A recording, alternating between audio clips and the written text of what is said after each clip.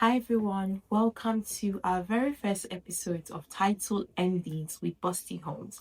So today we'll be talking about all things real estate, from our shared experiences to tips and tricks to survive in the real estate market. I'm very excited today because I have someone who's really special, someone who is really knowledgeable in this sector with me today. So hi Gifty. Hi, Oma. I'm really excited to have you on set today. Thank you. I'm so happy to be sitting right beside you. Thank you so much. Amazing. How are you and how's your week been? I'm very, very cool, and my week has been awesome. Though a bit stressful, but it's good. I'm looking forward to the weekend, Amazing. and I trust it's going to be a more productive weekend for me. Amazing. Thank you. Amazing. How about you? Come on. Good. I could relate when you said it's been stressful. Abuja is can be quite stressful, so Sometimes. I get it. So before we dive right into our discussion for today, please make sure to like, subscribe, share, and also comment. We really want this session to be as interactive as possible, and we want to actually hear from you. So make sure to leave us a comment below. All right, so let's get into it. Everyone seems to have one wild experience when it comes to real estate, especially here in Abuja. I would like for you to share one moment that left you wondering what exactly is happening, or is this actually happening right now? Oh, this experience I can never forget. I'm actually a realtor in Abuja, and I usually contact management to get properties from them so that my clients can quickly access the very affordable and comfortable property for them. So I remember one day I called the management and oh god, it is well. So they gave me the price. It's just it is not carries a lot of weight, but I understand. No, I was so shocked. Like, is this really happening? So I got the price from them. Let's say I can't remember the exact amount, but let's say about 50 million for a particular house. And then they said for me to give it to my client, for my client to buy it, I should add my own share as the realtor, which is actually wrong. So I can never forget. So just imagine how a lot of prices have been hiked here in Abuja because management are telling realtors to add their own part of the money. It's not fair now. Let's take a deep breath with that. I'm really happy we're talking about this because I think one of the major concern that is on everyone's lips, especially with real estate in Abuja, is the price of properties. Very true. It makes you actually question, for the prices we're getting, are we actually getting quality? Do these properties that they're offering match the prices that we're seeing? Because tell me why just because I want to get, let's say, a 2-bedroom apartment in Maitama or Asokoro, you're hearing things like, 12 million, 15 million. And then you look at the properties and you're looking at the prices and you're like, it's not adding up. It's not adding up. It's the base. Like, you go to the houses and you're like, these are basic things that a house comes with, the bare minimum, for such ridiculous amounts. And to be honest, I personally feel like agents are responsible. I know I will get dragged for this. I might get dragged for this. However, I reckon that agents are responsible for the property hike in Abuja, because from what you said, okay, the management comes with a certain price and they're saying, okay, as an agent, you add your own price. So at the moment, there's no regulation. It's just, everyone does what they want to do. Okay, let me say this. I hear you. I just shared my experience, and of course, I had to debunk the offer because that will make it look as if I am actually so hungry for the money. Meanwhile, the actual amount is 50 million.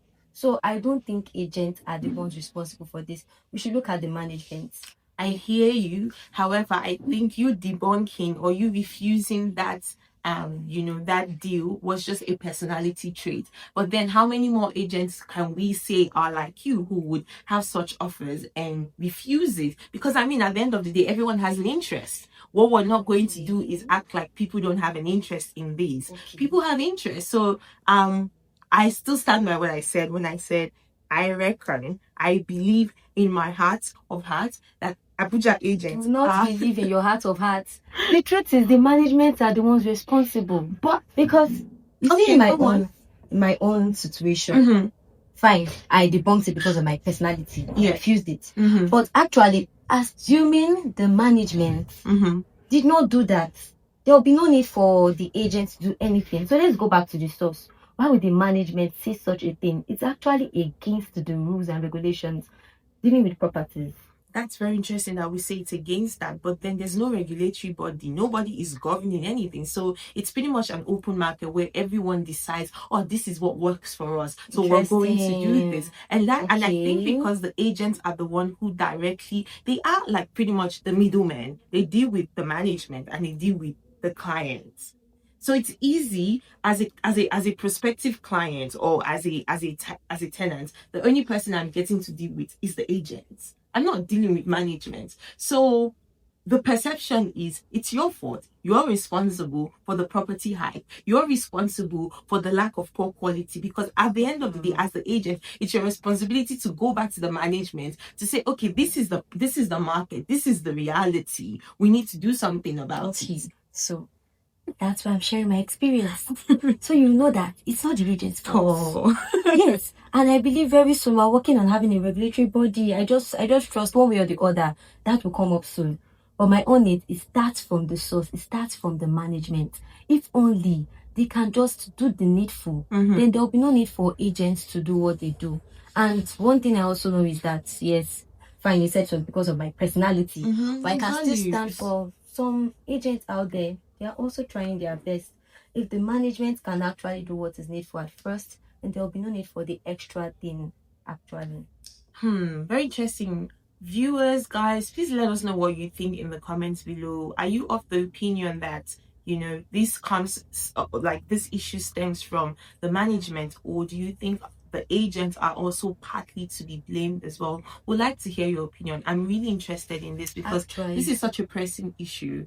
I think moving on, what is one experience that has left you I would say awestruck, whether in a good way or in a negative way, something that has just stayed with you, whether it is, you know, your experience with a client, a landlord, a developer, just for something that left you with either a very positive emotion or a not so pleasant experience. Okay, so let's talk about an experience with a developer. You know, like I said, I contact management. Yes, and actually this one for me was quite pleasing because I remember when I contacted the developer, first of all, it was a guy, and his character and everything was so good. I was like, you're doing very well. You're doing very well. He was explaining things to me in depth. He was asking questions. He was so knowledgeable, and that is one thing we always watch out for when we are working with certain people. How knowledgeable they are about what they are doing. So actually, that one made me happy, and I was good with it. Yes, it left you the good feeling. That's really good. And I really loved how you said, you know, on speaking to this person, you know, they were very knowledgeable about what they were doing. You know, they had the right skills. It leads me to my next opinion or point of view, so to say, in quotes. I think there is a large skill gap missing in the real estate business or sector, especially in Abuja. And I have my reasons for saying that. I was about to ask. I would definitely tell you why. You know, especially when I've been in the process of house hunting, and sometimes you get to meet agents who are really not pleasant. I do realize that some of them have their own experiences, you know, from meeting tenants or clients who have been exactly, you know, maybe very unpleasant with them. So everyone kind of is now guarded. Everyone kind of has this wall up where they're just like, you know, who knows if you're one of those that wants to stress me. However, it's not all of us, but I think we need to have some sort of, at least, you know, a code of conduct, a standard, you know, the way we engage. And this goes for both ways, tenants and agents, because to be fair, you meet some clients who just feel, oh, because I want to buy a property, or because I'm house hunting, I want to rent a property, you can speak rudely to agents, you know, you can be disrespectful to people. I think we need to go back to the basics. I think we need to start talking about this, the way we engage with each other, you know, to foster better relationships, because some experiences and some stories I have heard have just left me bewildered, to be honest. And I'm just like, there's no way this happened. And people are like, no, it actually happened.